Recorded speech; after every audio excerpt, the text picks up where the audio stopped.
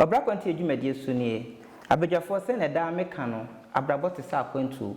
Wo kɔ na wo ba. Abrabɔ te se bepo, wo foro a yɛden a wo besane. Abrabɔ te se wo wi ahwede, wo yɛ den kwakoto no nkɔm. Asɛm bi safo tumi bi asɛm bi pununti. Me nua nya abotre na anu asɛm aton a wo pa no aduro no. Si abotre na yɛbɛka na wahu sɛ bia na wo die kura no. Ehun sunsuanso yɛ ketewa bi. Me den ne organization mosomfo enemy. Anase frɛ me busua pani, mejo so mani. Mami si mami twa me ho nkɔgye nkrato mra. Me ba me de asɛmpo atodwa na yɛ bobo ho. How well do I know my employees? Where do I get the best investigative gadgets to buy? Can I really trust my fiancé? How do I monitor my nanny while I'm at work? With the recent report on kidnapping, we are really concerned about our children's whereabouts. Yes, we are. We need best security for warehouse. Where can I find a reliable intelligence agency to render these services?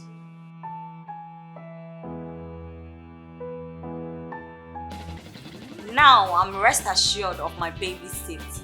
Thank you, Anglo-Beg Intelligence. Yes! Thank you, Anglo-Beg Intelligence. Anglo-Beg Intelligence, I highly recommend them. Look no further. Use mine. Now we are satisfied, thanks to Anglo-Beg Intelligence. Problem solved, thanks to Anglo-Beg Intelligence. Anglo-Beg Intelligence, experts in investigations and protections. Ebusuafo ye mama kwaba ya san babio ene adwumadie ye bekasa afa sene amarema hu ema efa onipa amene bedi dwumadie ni din ni Bishop Set Amankwa anase all weather sene obi ani mu no Holiness International Church ewo na krom ashalibotwe ono ne kofaba ono asene da asafona no miwura memo akwaba yaja opane gese da sebre ye kase oba sene amarema hu oba anase ma efa waye sofo yo medase ene asonkese a wode atudwa nyame nhyira na sedia ye culture kunkunum a enyankopon no sedia obo no wi asesifa no obo no wi ase babo so boberima asana babo oba kan na oba de mra obo oba wi ye no omunyina efie de no babo se berima hu oba se oba ne seso po fonte no mpini ni enti oba wasase we so a oba kan berima ho enti oba de oye berima seso po asase we so let us say oba kan ho a ye nya aboafo sanity opani eden ne da enso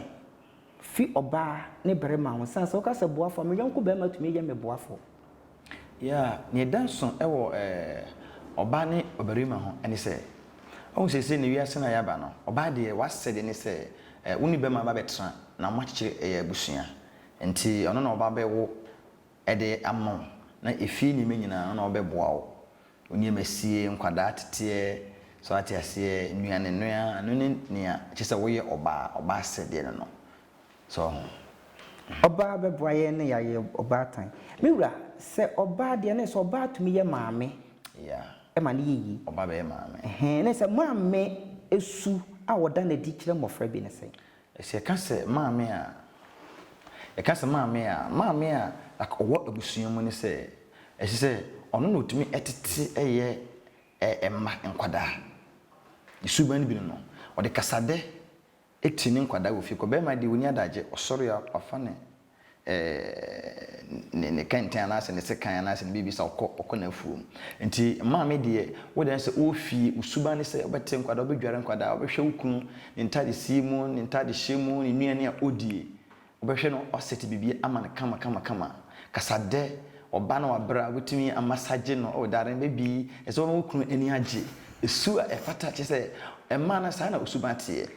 na ema ne bibre wa o problem bibre but ema ne bitimi nya ma anti eduru ho so a betimi ahwe that side so ati ase nti oba de eye oba tan a wo fi ni so hwe ne ma dware ne ma atete ne ma ni kunu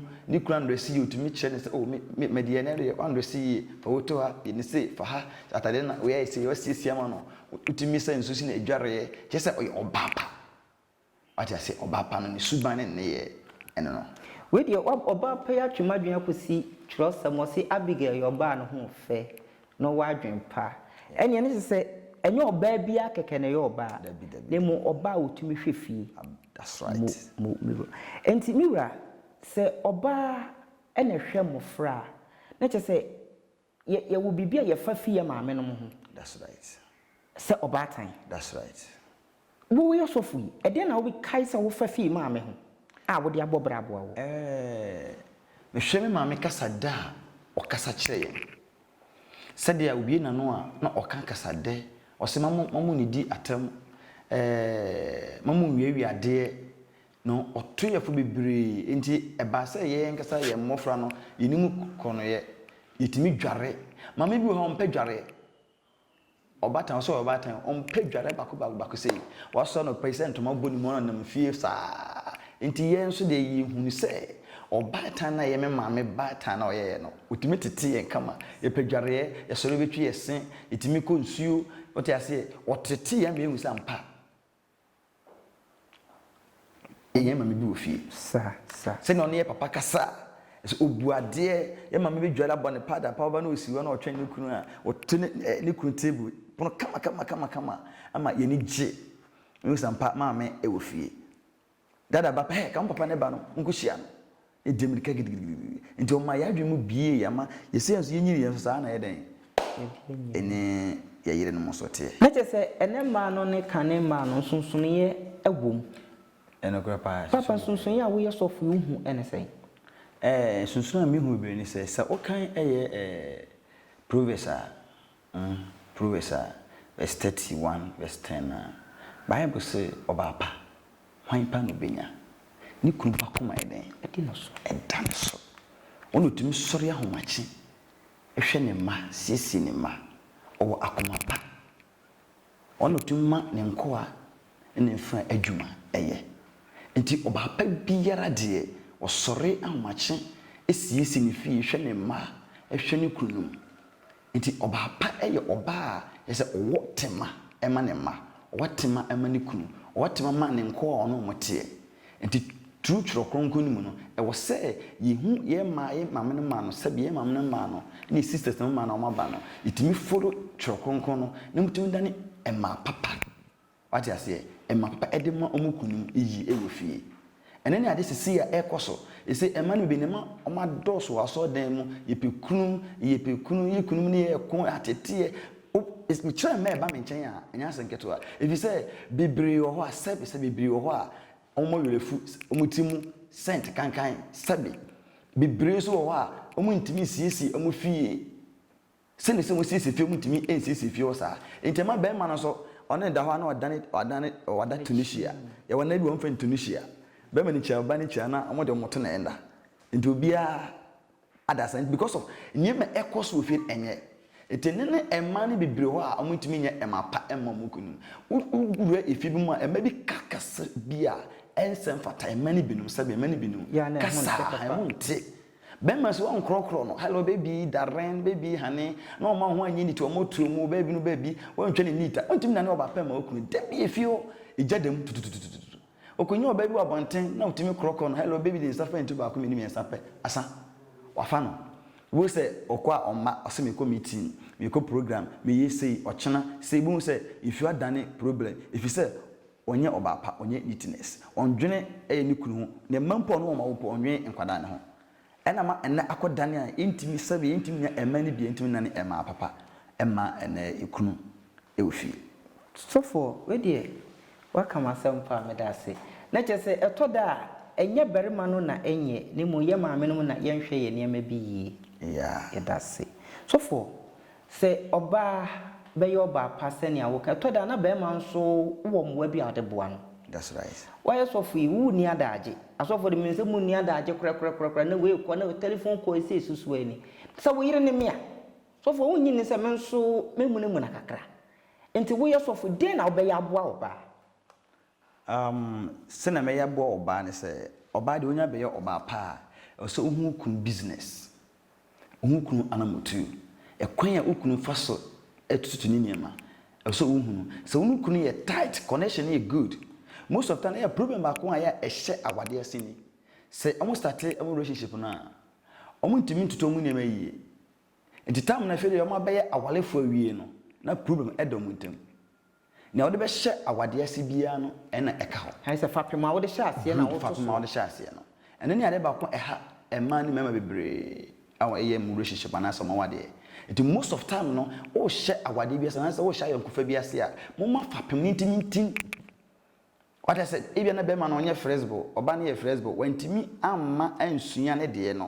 ani nti bo se bedu empempesu bi no ohia sanka be ma na be ben ne sa na so on fan hye ase nti o modu achi na ma ba mu penti no de me kan se oba de unya wo ya sabe o ya no wasesa wo pe na wasesa nti ade ba ko se o mo de hye ase ne se fapem no se fapem no anye stronger bo se the end of the aware na mede no na problem abam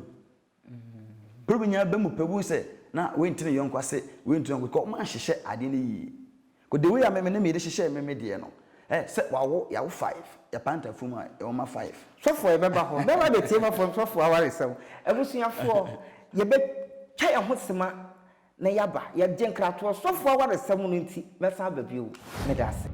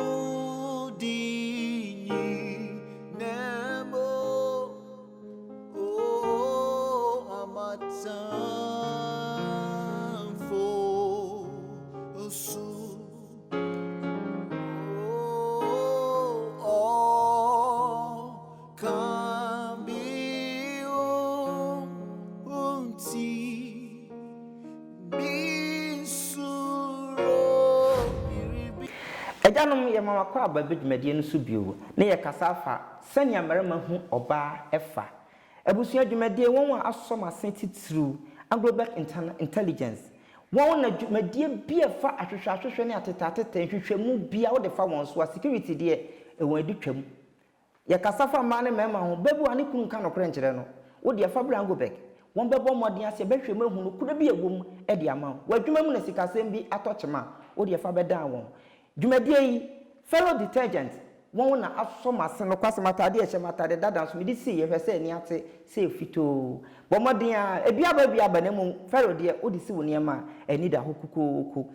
Growth 6 Ghana International won so a investment company a wodu sika na ojapade bi kotan won a onsa ensi form da won de enye ne abayi a yatete din bebe na won de eyadu twam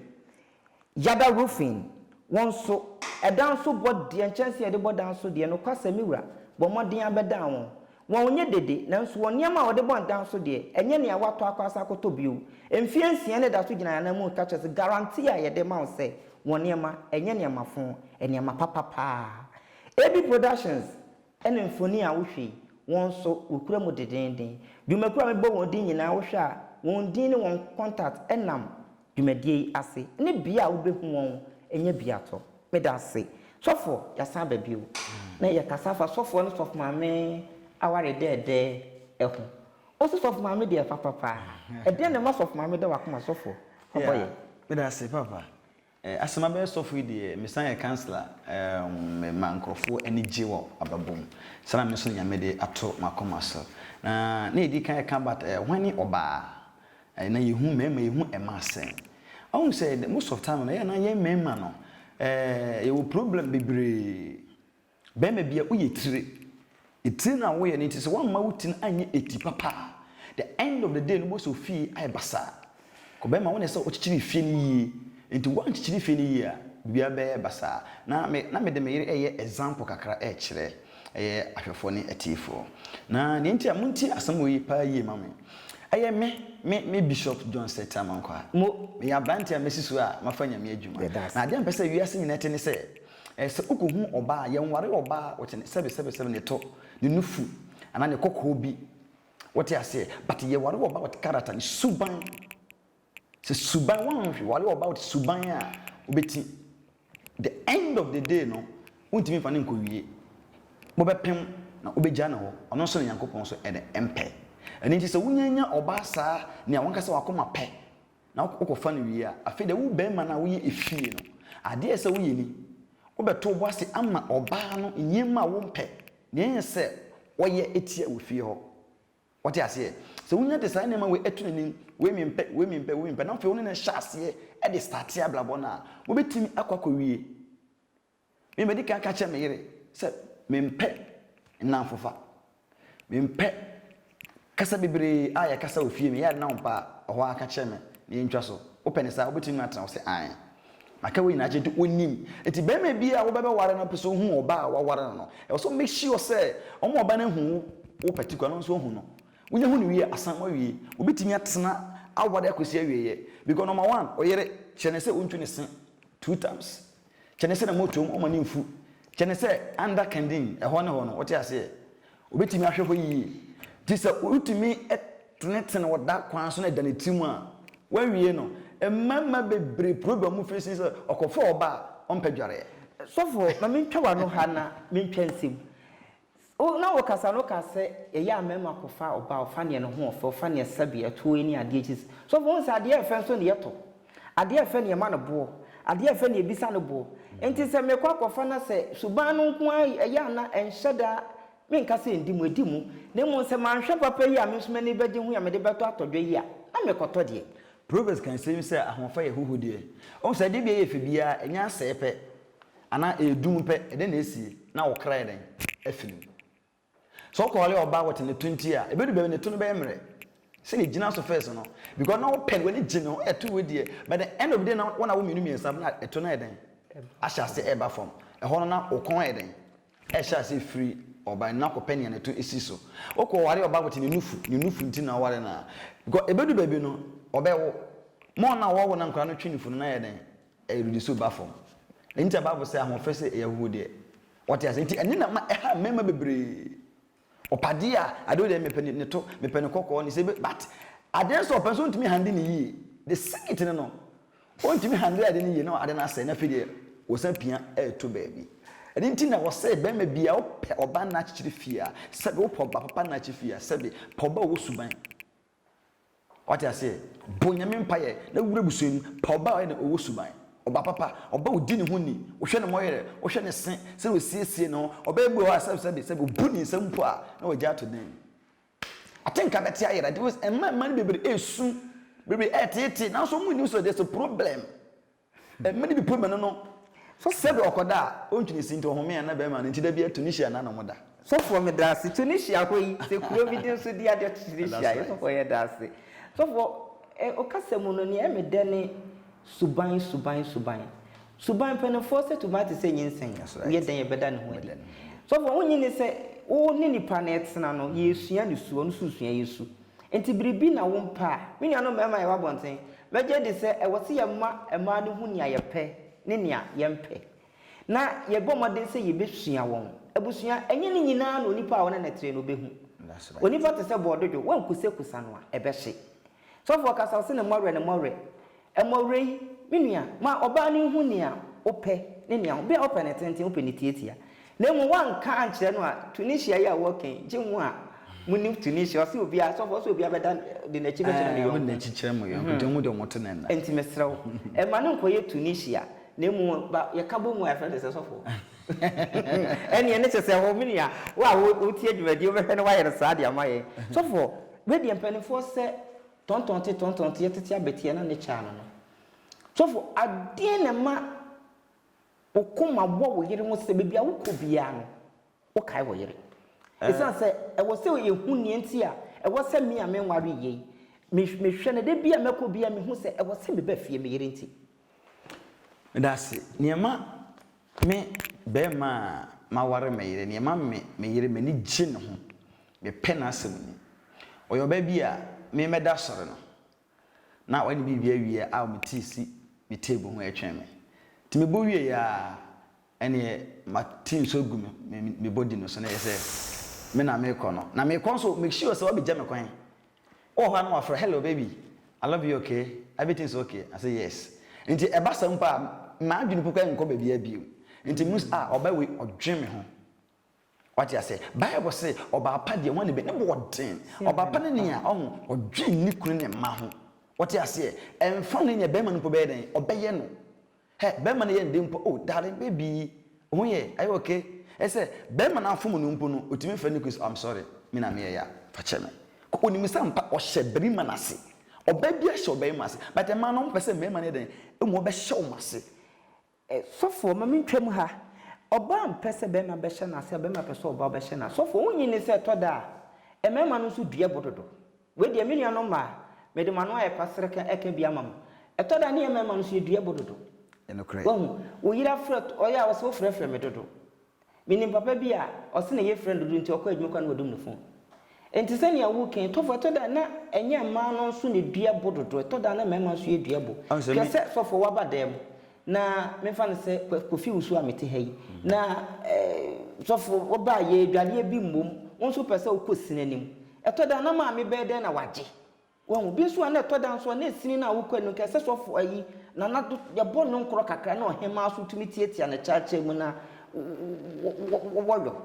so for ho no so ya bise mi so for wo ya sa enta me ka say bi che say most of time so be ware a sikid ba pa woman say so obe ware a opese oni oba na ware a mpade a sua no so sua that's a major issue say ya enti ye sua ho de a communication nye say makwa adwuma wa frefre me do ade na frefre me say because o ma nfa nsha se bo what you say o ma nfa nsha se enti banese na say de frefre me ade o suspect me na obedwene sa ya nfa nsha se enti na koba ne sa enti awale de Bible say awale kwan wa so to me bomod ne o kan Hebrew 13 for o kan Hebrew 13 verse 4 na wo se hwe aware mamungu awale mpanfu nyame ani wa wade nyame ni wa wade mu pa very serious ene ya fa one simple so me ne ho ye me fe enti na ye wura mu sa na omo ko mani what you they say sua what you say enti mema no so no ena medika wan sua oba na oba no so sua da bi o menya problem mema ni bibira sa na medika aka che ma na mema ni bi mpadware o ye say ne ye ko kan wo omo nye marriage materials ena omo force wuram aso bi na e force wo pasa e beti awade ase ana oba ne barima nhie mu ase a brother enye easy nyame nsa wo mu pa yi na power ekurotumi ye ka oba kurotumi pa and ye ka wade a wade kurotumi e wo nyame ni pa ya de nyame nsa wo nyame hia awade because a family e be chiche ebusua ama nyame aka bia den etimi ahyelen eni ntia wade de se etimi etutu ye ne menyina eyi what you say neatness am dika kai and eku awalefo bebre neatness is a very important for marriage see ye ngbomoden anye neatness e wade mu a it just say entimi wale nko wie enti o say yetimi suasua ye ho na etimi wale kodu me yere ye sua ye ho yere sua bi so me sua no me ni wotimi frɛ me so ntanya ntimi ye stars me bu afu oh baby na dan me pese okrokro me asana me ye no ko manya baby na dan so de waka asem bi mani ande oh ja so for we say na apeke na ye ko ye ni abejafo ofere fosi agro na ye de na ade nsam kurasefo minianom osimesua me yere ono so asua me eni ntia sa ware anaso ansa na obetumi hu obasu ne ban no je wusua no hu oba ene sene a otefa se won winsu ene mema de no nsunsunye egwom ebia bre ne yaye be wafutu abebo ne tofa ede ama yen mema efa masu ana sene amate hu ne se yo me da se afutu a metin ede ama eye awalefo ne one affiance na mpese mu wura awalem ni say according to Genesis chapter 2 verse number 18 okay kan kwa Bible say onyankopon e kan say obari mankotena te me ne say so boafo mama no na onyankopon ani ewo awadem nti say wo ye barima bia na wonye ready say opese oware ya mpachenko fo bi di hie enkopansam no entete no sebe misrewa na mo ye get ready sampa okofo ban aware mpre bebere ho ne ntama wale bebere aye basa ne se yehu amani bi se bi nya ne se no munye ready by mistake na nyinsen ko ba mpra twa ma nyinsen ba nti ese mo force no meden omo ware nti mo nsuansua mo ho na ma problem bebere aba ewo awade nti mesre me nuanu mema se munsi abotre onye ready a onto ne bo ase oye ready so a onto ne bo no wuram no oba na wanya no onsua ne yi because aware ba bo se yenni ni na ade nyina mu no yeni awale eni ana mesrew bebre se wo ye bema nso a mesrew pa bema de okofo ba se odin betena ofie na so ne ware a mepa cho mo sisim nya den ade ehunya me pa ma osisim nya den emfa nhye na madwuma na mesisi na wo nya ohu adwuma ma osisim nya den mo osisim nya den a wo yere obedo mo osisim nya den o chogun nukura sometimes enkoyi a you know ebetimi ye den akoyi nti yiro ho oba betimi abo osisim den de meto mema nyina afo se moni na ho bema de adabiju enye hyene den oba nso a wotie me me maama me nuano maama me no ma ya ware me sere ma munya botema ye mema no mema ye ho ahometi bebre se bema fom a wode to bo ase na sia botema na kasade abotre kakra benya na kama ama oba bedo ti na me de jamuni mo hye mo den na nyame ebe kan ye ho e wawade mu nyame onhira ye me dam ase bye bye so for ye da ase